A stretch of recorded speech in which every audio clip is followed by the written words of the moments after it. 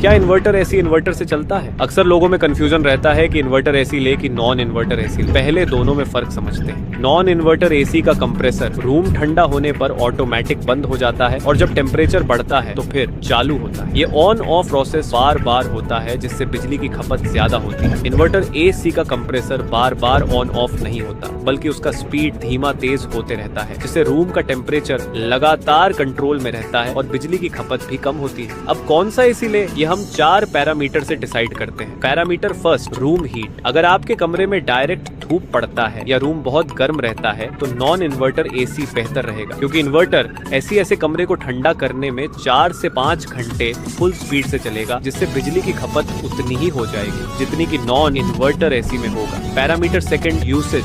अगर आप एसी को 6 से 7 घंटे रोजाना और 6 से 7 महीने तक चलाते हैं तो इन्वर्टर एसी सही है। लेकिन अगर आप एसी को सिर्फ 3 से 4 घंटे और साल में 3 से 4 महीने चलाते हैं तो नॉन इन्वर्टर एसी ही लें। Parameter third, maintenance. Non inverter AC का मेंटेनेंस कम है, हर मैकेनिक इसे ठीक कर सकता है। पार्ट्स भी मार्केट में आसानी से सस्ते मिलते हैं, जबकि इन्वर्टर एसी में पीसीबी बोर्ड 10 से 12 हजार का आता है और हर टेक्नीशियन इसे ठीक नहीं कर पाता। पैरामीटर 4, प्राइस एंड बिल खपत। अगर आप इन्वर्टर एसी और नॉन इन्वर्टर एसी के बीच 6 मंथ का बिजली खपत कंपेयर करेंगे तो केवल 2 से 3 हजार रुपए का ही फर्क आपको मिलेगा, जबकि रेट में इन्वर्टर एसी 8 से 10 हजार रुपए महंगा मिलता है। अब आप कमेंट में बताएं कि क्या इन्वर्टर एसी को इन्वर्टर से चलाया जा सकता है। सबसे सही और सटीक जवाब देने वाले का कमेंट हम पिन करेंगे और फ्री स्टोरी प्रमोशन करेंगे, लेकिन सबसे पहले फॉलो कर लेना।